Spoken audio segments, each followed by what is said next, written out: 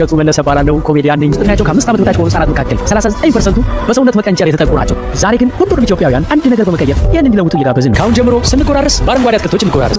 እንግዲህ ኮሜዲያን እሸቱ ይነገራል ኢትዮጵያ ውስጥ ካሉ ከ5 ዓመት በታች ያሉ ህጻናት 39% የቀነጨሩ ናቸው ብሎናል። ታዲያ መቀንጨር ማለት ምን ማለት ነው? ከምን ይከሰታል? መከላከያሱ ምንድን ነው? እሺ እንዳለን በአረንጓዴ አትክልቶች በመጎራረስ ነው ወይስ ሌላ አማራጭ አለው? መከላከያ መንገዶች በጣም ብዙ መንገዶች አሉት። ይሄን ነግራችኋለሁ። በተለይ ደግሞ የህፃናትን አመጋገብ በተመለከተ የቅመማ ቅመም አጠቃቀም እንዴት መሆን አለብን፣ መቼ እንጀምር፣ እነ ኮረሪማ እነ ነጭ ሽንኩርት መቼ ይጀምር የሚለውን በዛሬ ቪዲዮ ነግራችኋለሁ። እስከ መጨረሻው ይህ ቪዲዮ ተመልከቱ። ሰላም ጤና ይስጥልን። ዶክተር ፋሲል ነኝ፣ የህፃናት ስፔሻሊስት ሐኪም። በዛሬው ቪዲዮ ስለ ህፃናት አመጋገብ እናወራለን። በተለይ ደግሞ ስለ ቀነጨሩ ህፃናት መቀንጨር ከምን ይከሰታል፣ ምክንያቶቹ ምንድን ናቸው በዝርዝር ነግራችኋለሁ። ህፃናት ደግሞ ለእድገት የሚያስፈልጋቸው 4 መሰረታዊ ነገሮች አሉ። እነዚህ ነግራችኋለሁ። መጨረሻ ደግሞ መከላከያውንና የቅመማ ቅመም ይዘታችን ምን መምሰል አለበት የሚለው ነገር እነግራችኋለሁ።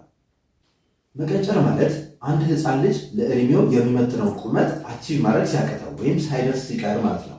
ለምሳሌ ማንኛውም ህፃን ልጅ ሲወለድ በአማካኝ 50 ሴንቲሜትር ቁመት ይኖረዋል።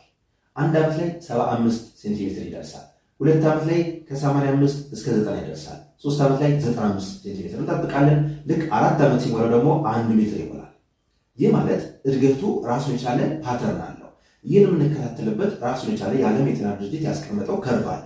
በሱ ላይ እንደምትመለከቱት ይህ የዓለም የጤና ድርጅት ያስቀመጠልን ከርቭ ነው።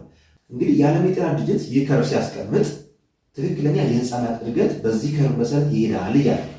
በሱ ላይ እንደምትመለከቱት ከ2 ዓመት ይጀምራል። 3 ዓመት ላይ 4 ዓመት ላይ 5 ዓመት ላይ እድገታቸው የምንከታተልበት ነው። ታዲያ አንድ ህፃን ልጅ በትክክል ቀነጨረ የሚባለው እቺ መስመር ትታያችኋለች፣ ቀይ መስመር ከሷ በታች ከሆነ ወይም ከሁለተኛው ስታንዳርድ ዲቪዬሽን በታች ከሆነ አንድ ህፃን ልጅ ቀነጨረ ይባላል። ለምሳሌ 3 ዓመት ላይ 3 ዓመት ልጅ ለምሳሌ 80 ሳንቲሜትር ሆኖ ከቀረ ይህ ቀነጨረ ይባላል። ይሄ ሁለት አይነት ከርቭ አለ። የቀይ ከርቭ የምንለው ሁለተኛ ስታንዳርድ ዲቪዬሽን ነው። ከሱ በታች ከሆነ ቀነጨረ እንላለን። ጥቁሩ ከርቭ ደግሞ ከሱ በታች ከሆነ ከፍተኛ መቀንጨር ወይም ሲቪር ስተንቲንግ አጋጥሞታል እንለዋለን። ስለዚህ ሁላችንም አንድ ህፃን ልጅ ከተወለደ ጀምሮ የእድገት መለኪያ መከታተያ ከርቭ መከታተል አለብን። ይህ ለማድረግ ደግሞ በአቅራቢያችሁ ባሉ ማንኛውም የጤና ባለሙያዎች ጋር ወይም ማንኛውም የጤና ቦታ ላይ ቀርባችሁ ማሳየት፣ ማስመረር፣ መከታተል ይቻላል። ለምሳሌ በእኛ የጤና ኢንስቲትዩሽን ውስጥ ብሩኪድስ ልዩ የህፃናትና ታዳጊዎች ክሊኒክ ይባላል። ይህን የእድገት ክትትል እንሰራለን። ምናልባት የህፃናት የእድገት ክትትል ኢትዮጵያ ስላልተለመደ ነው እንጂ ህፃናት ገና ከተወለዱ ጀምሮ መጀመሪያ 5ኛ ቀን ላይ፣ ከዛ ቀጥሎ 1 ወር ላይ፣ ከዛ ቀጥሎ 3 ወር፣ 6 ወር፣ 9 ወር፣ 1 ዓመት፣ 1 ዓመት ተኩል፣ 2 ዓመት ላይ ክትትል አላቸው። እኛ ግን ስላልተለመደ ነው እንጂ በሁሉም ሀገራት የሚሰራ ስራ ነው። ስለዚህ ህፃናት እስከሚታመኑ አጠብቋቸው። የእድገት ክትትል ቢያንስ ከቻላችሁ በዓመት 3 ካልቻላችሁ በዓመት 2 ቼክ ማድረግ ይኖርባቸዋል ማለት ነው። ቶንሲል በተለይ ደግሞ የአፍንጫ ቶንሲል በጣም ሲለጠጥ ወይም ሲያድግ ምን ያስከስታል? የኦክሲጅን እጥረት ሊከሰት ይችላል። እንዴት መሰላችሁ? አንድ ህፃን ልጅ ማታ ማታ ከፍተኛ እድገት የሚያስመዘግበው ማታ ማታ በሚመረተው ግሮዝ ሆርሞን በሚባል አንድ ሆርሞን ነው። ያ ሆርሞን ደግሞ በጣም መሰረታዊ ነገር ነው እና ህፃናት የአፍንጫ ቶንሲል ትልቅ ከሆነ የጉሮሮ ቶንሲላቸው ትልቅ ከሆነ ሲተነፍሱ በደንብ ኦክሲጅን አያገኙም። እንቅልፋቸውም እየተቆራረጠ ይሆናል። በዛን ወቅት ህፃኑ ማደግ ባለበት ፍጥነት አያድግም። ለምን? የሚመረተው ሆርሞን በትክክል ስለማይመረት። በነገራችን ላይ ህፃናት በትክክል እንዲያርጉ ያማለት በኪሎም በቁመትም በአይምሮም እንዲያርጉ 4 መሰረታዊ ነገሮች ያስፈልጉታል። አንደኛው መሰረታዊ ነገር ኦክሲጅን ነው። ኦክሲጅን ከአየር የምናገኘው 21% ነው፣ ከአትሞስፌር የምናገኘው። በቂ ኦክሲጅን ለሰውነታችን ካልገባ ቁመታችን፣ ኪሎአችን አይጨምርም። ለምሳሌ የልብ ችግር ያለበት ህፃን ልጅ ኦክሲጅን በአግባቡ በደም ስለማያስተላልፍ ሰውነቱ የኪሎ መጠኑ የቁመት መጠኑ ሊቀንስበት ይችላል። ሁለተኛ ደግሞ የሳምባ የቆየ የሳምባ ችግር ክሮኒክ ላንግ ዲዚዝ ካለበት ኦክሲጅን ስለሚያሳጥረው አያድግም። ሁለተኛ የሚያስፈልገን ለህፃናት እድገት የሚያስፈልገን ነገር ደግሞ በትክክል የሚመረት ሆርሞን፣ ለምሳሌ ግሮዝ ሆርሞን። ቅድም እንዳልኳችሁ አንድ ህፃን ልጅ በጣም የሚያንኮራፋ ከሆነ ማታ ማታ የሚመረተው የግሮዝ ሆርሞን ሊቀንስበት ይችላል። ስለዚህ እድገቱ የቀጨጨ ሊሆን ይችላል፣ በቁመትም በኪሎ ማለት ነው። ሶስተኛ የሚያስፈልገን ግብአት ደግሞ ምግብ ነው። በአግባቡ ምግብ ካልተመገበ አንድ ህፃን ልጅ ኪሎ ይቀንሳል፣ ቁመቱ ይቀነጭራል። አራተኛ የሚያስፈልገን ነገር ደግሞ በቂ የሆነ የቤተሰብ እንክብካቤና ፍቅር፣ ሳይኮሶሻል ሰፖርት ወይም አፌክሽን። እነዚህ 4 መሰረታዊ ነገሮች አንድ ህፃን ልጅ ካላገኘ ይቀነጭራል፣ ምንም ጥያቄ የለውም። ስለዚህ የመጀመሪያው ችግር የተደጋጋሚ የኢንፌክሽን ችግር ካለ ነው ማለት ነው መቀንጨር የሚያመጣው።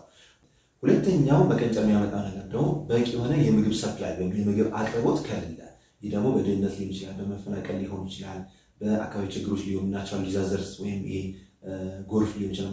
በማንኛውም ችግር አንድ ህፃን ልጅ በአግባቡ ማግኘት ያለበትን ምግብ ገና ከህፃንነቱ ጀምሮ እስከ 5 ዓመቱ ካላገኘ ሊቀነጭር ይችላል። በነገራችን ላይ እስከ 3 ዓመት መቀንጨር ከተከሰተ ከዛ በኋላ ሪቨርስ የማድረግ እድላችን በጣም ዝቅተኛ ነው የሚሆነው፣ ወይንም ልጁ ፐርማኔንትሊ ስተንትድ የመሆን እድሉ ከፍ ያለ ይሆናል ማለት ነው። ስለዚህ በጣም መሰረታዊ የሚባሉት የመጀመሪያዎቹ 2 ዓመታት ማለት የመጀመሪያዎቹ 1000 ቀናቶች ናቸው። በእነዚህ ቀናቶች ለልጁ የሚሰጠው ምግብ በጣም መሰረታዊ ነገር ነው። ስለዚህ ህፃናት በተቻለ መጠን የተመጣጠነ ምግብ ከ6 ወር ጀምሮ እስከ 6 ወር ደግሞ የእናት ጡት ወተት ቢቻል የእናት ጡት ወተት ብቻ ካልተቻለና የእናት ጡት ወተት ከሌለ ደግሞ ተጨማሪ ጣሳ ወተት እየሰጡ ማሳደግ ተገቢ ነው የሚሆነው። በነገራችን ላይ የእናቶች የጡት ወተት መጠን እንዴት ነው መጨመር የሚቻለው? አንድ እናት ስታጠባ የጡት መጠኑ ሊቀንስ ይችላል። ይህን በምንድን ነው የምትጨምረው የሚለውን በሚቀጥለው ቪዲዮ ይዤላችሁ እመጣለሁ። ያ ቪዲዮ እንዲደርሳችሁ ሰብስክራይብ አድርጋችሁ የደወል ምልክት መጫን አትርሱ። ሶስተኛው መቀንጨር የሚያመጣው ችግር ደግሞ የማይክሮኒውትሪየንት እጥረቶች ካሉ በተለይ የአይረን፣ የዚንክ፣ ካርኒቲን፣ ሴሌኒየም የመሳሰሉት ንጥረ ነገሮች በጣም ወሳኝ ናቸው። እነዚህ ብቻ አይደሉም፣ ሌሎች በጣም ብዙ ንጥረ ነገሮች አለ ሰውነት የሚያስፈልጉ። እነዚህን በአግባቡ ማያገኝ ልጅ ለምሳሌ በምግብ ጉዳትም ሊሆን ይችላል፣ ወይም ደግሞ በአካላዊ ችግሮች ለምሳሌ አንጀት ላይ ቁስለት ካለ፣ አንጀት ላይ ፓራሳይቶች ካሉ የአይረን እጥረት ሊከሰት ይችላል። በተለይ ሁከር የምንለው አንድ ወርም ወይም ፓራሳይት አለ። ያ ሁከር በእግራቸው ወይም በባዶ እግራቸው የሚንቀሳቀሱ ህጻናት ላይ በጣም የተለመደ ነው እና አንዴ ፓራሳይቱ ከገባ ረጅም ሰዓት አንጀት ላይ ተጣብቆ የመምጠጥ ባህሪ ያለው ደም ነው የሚመጣው። ያ የመጠጠው ነገር ደግሞ አይረንም አብሮ ይመጣል። ስለዚህ አይረን ይቀንሳል። አይረን ሲቀንስ ደግሞ ልጁ ሊቀጭጭ ይችላል ማለት ነው። በነገራችን ላይ መቀንጨር የምንለው ስለ ኪሎ አይደለም፣ ስለ ቁመት ነው የምናወራው። ስለዚህ በዋነኝነት ስለ ቁመት ብናወራም ቁመትና ኪሎ ተመጣጣኝ አብረው ማደግ ስላለባቸው ሁል ጊዜ ማሰብ ያለባችሁ ቁመቱንም ኪሎንም ማስለካት ይኖርባቸዋል ማለት ነው። አራተኛ መቀንጨር የሚያመጣው ነገር ደግሞ በቂ የሆነ የወላጅ እንክብካቤ ካጣ። አንድ ህፃን ልጅ እንክብካቤ በጣም ይፈልጋል። ገና ከተወለደ ጀምሮ የሚያዋራው፣ የሚያጫውተው፣ ፍቅር የሚሰጠው፣ የሚያክፈው፣ የሚመግበው፣ ከተመገበው በኋላ የሚያጸዳው፣ ገላውን የሚያጥበው፣ እነዚህ መሳሰሉ ነገሮች በወላጅ ወይም በሌላ በአሳዳጊ ሲደረጉ ልጁ አይምሮ በጣም ሰላማዊ ይሆናል፣ ከስትረስ የነጻ ይሆናል። ስለዚህ ትክክለኛ ሆርሞኖች ቅድም እንዳልኳችሁ እነ ግሮስ ሆርሞን ይመረታሉ። በተቃራኒው ደግሞ እነ ኮርቲሶል የመሳሰሉት የስትረስ ሆርሞኖች ይቀንሳሉ። እነዛ ስትረስ ሆርሞኖች ከቀነሱ ልጁ በትክክል እንዲያድግ ይረዳዋል ማለት ነው። ስለዚህ ምንጊዜም ህፃናት ገና ከተወለዱ ጀምሮ ማዋራት፣ ማጫወት፣ መንከባከብ፣ በትክክለኛ ቦታ በትክክለኛ ወላጆች ማደግ አለባቸው። ምግብ ብቻ አይደለም ህፃናት የሚያሳድገው እና አይምሯቸውን እንዲያድግ ሰውነታቸውን እንዲያድግ ፍቅር ይፈልጋሉ። በመጨረሻም ስለ እሺ ነው የምናወራው። እንግዲህ ኮሜዲያን እሸቱ እንደሰማችሁት የምንከላከለው በአረንጓዴ አትክልት በመጎራረስ ነው ይለናል። አረንጓዴ አትክልት ለብቻው አይበቃም። እውነት ለመናገር አረንጓዴ አትክልቶች በጣም ብዙ ጥቅም አላቸው። ፋይበር አለው፣ አይረን አለው፣ ድርቀት ይከላከልልናል፣ ቫይታሚኖች አሉት። በጣም አሪፍ ነው። ሆኖም ግን እሱ ለብቻው በቂ አይደለም። ሁሉንም የምግብ አይነት ህፃናት ማግኘት አለባቸው። ፕሮቲን ዝርያዎች ለምሳሌ እንቁላል፣ ስጋ፣ ወተት በደንብ ማግኘት አለባቸው። ከዛ በተጨማሪ ደግሞ ፍራፍሬዎች ማግኘት አለባቸው። አትክልቶችን ማግኘት አለባቸው።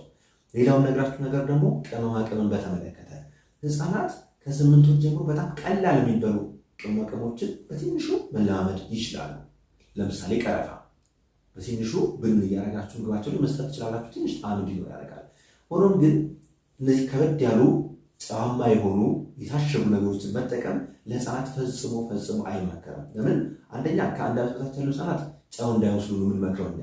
ስለዚህ ይሄ ማስታወቂያ የተሰራበት ነገር ደግሞ በጣም ብዙ ጨው ያለው ነገር ነው። ኢቭን በቀን ውስጥ የሚያስፈልገን ጨው በአንድ 4 ማዕዘን ነክ ነገር ወጥ ውስጥ ከጨመራችሁ ቀን ሙሉ ማግኘት ያለባችሁ በአንዱ ይሰጣቸዋል። በአንዱ ብቻ ማለት ነው። ያቺ 4 ማዕዘን ብዙ ጨው ያላት። ስለዚህ እነዚያን ቅመማ ቅመሞችን ለህፃናት በተለይ ደግሞ እድሜያቸው ከ2 ዓመት በታች ላሉ ህፃናት መስጠት ብዙ አይመከርም። እኔም አልመክራችሁም። ለምን? ከፍተኛ የጨው መጠን ስላለው ማለት ነው። ስለዚህ ወላጆች በተቻለ መጠን ጤናማ ምግቦችን ብትመርጡ ይመከራል። ለዛሬ ያለኝ መረጃ ይህን ይመስላል። ዶክተር ፋሲል መንበር እባላለሁ። የህፃናት ስፔሻሊስት ሐኪም ከብሩክ ኪድስ ልዩ ህፃናትና ታዳጊዎች ክሊኒክ። ጥያቄ ሀሳብ ካላችሁ ኮሜንት አድርጉልን። ቤተሰብ እንድትሆኑ ተጋብዛችኋል። ሰብስክራይብ አድርጉ፣ የደወል ምልክት ተጫኑ። መልካም ጊዜ